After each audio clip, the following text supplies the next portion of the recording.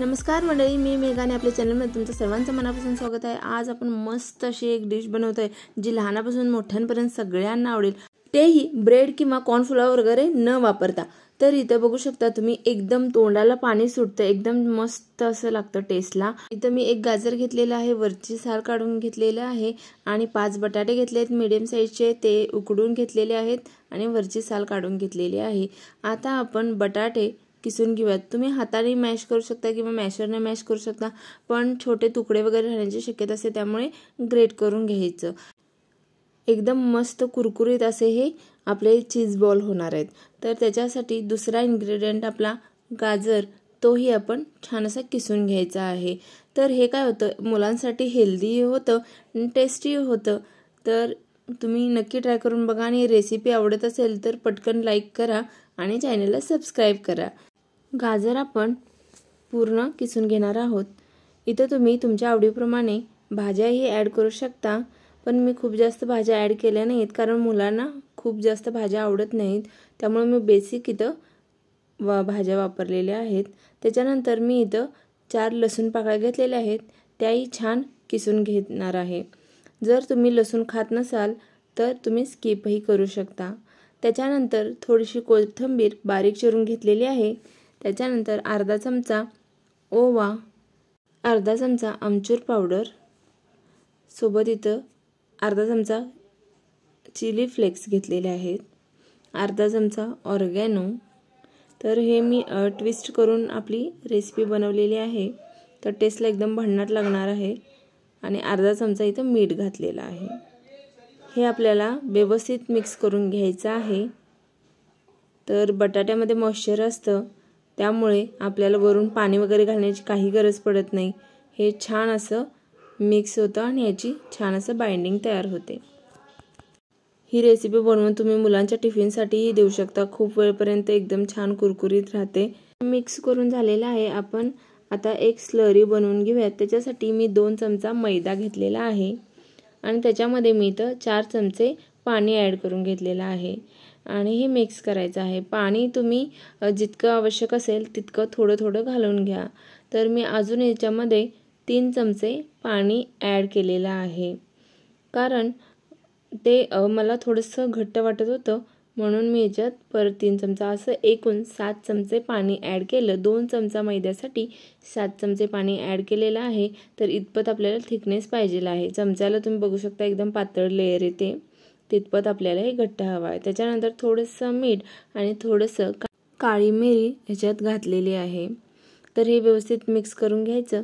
त्याच्यानंतर मी इथं चीजचे असे क्यूब करून घेतलेले आहेत आणि जे आपण मिक्स करून बॅटर बनवून ठेवलेला आहे, त्याचा तुम्हाला कितपत गोळा पाहिजे तेवढा गोळा घ्यायचा आणि त्याला असं पसरवून घ्यायचं आणि त्याच्यामध्ये 1 क्यूब चीजचा घालायचं। तर चीजही तुम्ही तुमच्या आवडीप्रमाणे घालू शकता, असं तुम्ही क्यूबमध्ये घालू शकता किंवा त्याला ग्रेट करून मग त्याच्यानंतर बॉल बनवून तो त्याच्यामध्ये ॲड करू शकता।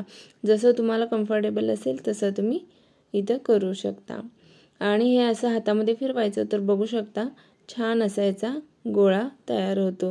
तर एकसारखे बॉल आपल्याला असे बनवून घ्यायचे आहेत। तर त्याची साईज तुम्ही तुमच्या आवडीनुसार छोटी किंवा मोठी करू शकता। तर मी तुम्हाला इथं दुसरे एक बनवून दाखवते। मी आधी चेक करते बॉल कितपत होतो, त्याच्यामुळे त्याला गोल करून घेतलं। तर त्यानंतर आपण याच्यामध्ये चीज क्यूब घालायचं आहे आणि वरून व्यवस्थित त्याला पॅक करून घ्यायचं आणि गोल बनवायचा। तर हातामध्ये असं फिरवलं ना पटकन गोल बनतो, कारण जे आपलं मिश्रण आहे ते आधीच सॉफ्ट आहे, त्याच्यामुळे पटकन गोल बनतो। तर अशा प्रकारे आपण इथे सर्व हे बॉल बनवून घेऊयात। तर मी तर सर्व बॉल बनवून घेतलेले आहेत। मैद्याची जी स्लरी आहे ती व्यवस्थित मिक्स करून घ्यायचं। काय होतं, मैदा खाली तळायला बसतो, त्यामुळं यूज करायच्या आधी त्याला मिक्स करून घ्यायचं। त्याच्यानंतर हे बॉल्स आपण त्याच्यामध्ये डिप करून छान असं कोटिंग करून घ्यायचं।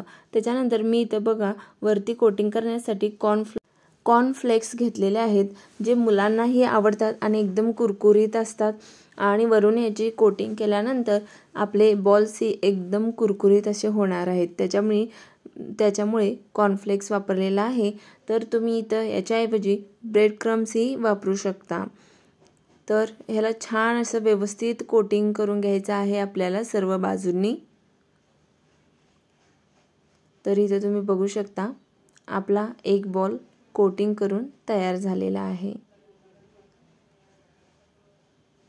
तर मी दुसरा बॉलही अशाच प्रकारे कोटिंग करून घेत आहे। आणि मैद्याची स्लरी अशीच पातळ ठेवायची, खूप जास्त घट्ट करायची नाही, नाहीतर तुम्हाला त्याची टेस्ट चांगली लागणार नाही। तर परत ह्याला कॉर्नफ्लेक्समध्ये आपण वरून कोट करून घेऊयात।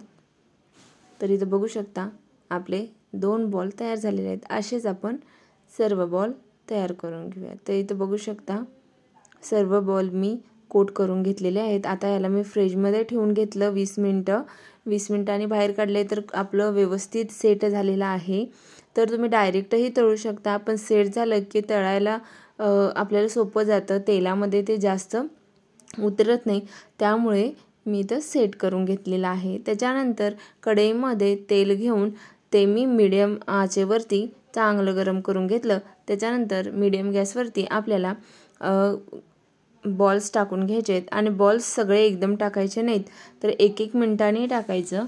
म्हणजे काय होतं, टेम्परेचर एकदम तेलाचं कमी झालेलं असतं, त्याच्यामुळे खूप जास्त बॉल्स तळायचे नाहीत किंवा एकदम टाकायचे नाहीत, तर 1-1 मिनिटांनी असे टाकायचे। आणि परत आपल्याला हे 1 मिनिट पहिला हलवायचे नाही आहेत। त्याच्यानंतर थोडंसं आपल्याला सर्व साईडने ह्याला भाजून घ्यायचं आहे।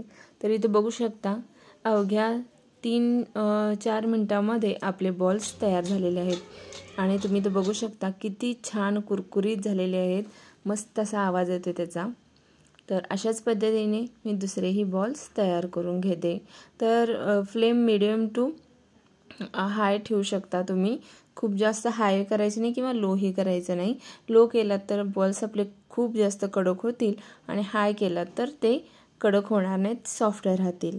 तर अशा प्रकारे तुम्ही बघू शकता आपली दुसरी बॅचही तयार झालेली आहे। एकदम मस्त असे कुरकुरीत आपले चीज बॉल्स तयार झालेले आहेत। वरून थोडंसं गार्निशिंगसाठी मी चीज घातलेलं आहे आणि हे तुम्ही सॉससोबत किंवा ग्रीन चटणीसोबत सर्व करू शकता। लहान मुलांना हे प्रचंड आवडतात। तर बघू शकता किती सुंदर दिसत आहेत आणि खूप कमी इन्ग्रेडियंटमध्ये आपला हा पदार्थ बनवून तयार होतो।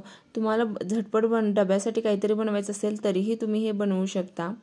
तुम्हाला चीज ॲड करायचं असेल तर ॲड करू शकता किंवा चीज न ॲड करताही बनवू शकता। तर बघू शकता किती मस्त चीजी दिसत आहे आणि टेस्टला खूप भन्नाट झालं होतं। तर नक्की रेसिपी ट्राय करून बघा आणि रेसिपी आवडली असेल तर प्लीज लाईक करा आणि चॅनलला सबस्क्राईब करा। मस्त खा आणि स्वस्त राहा।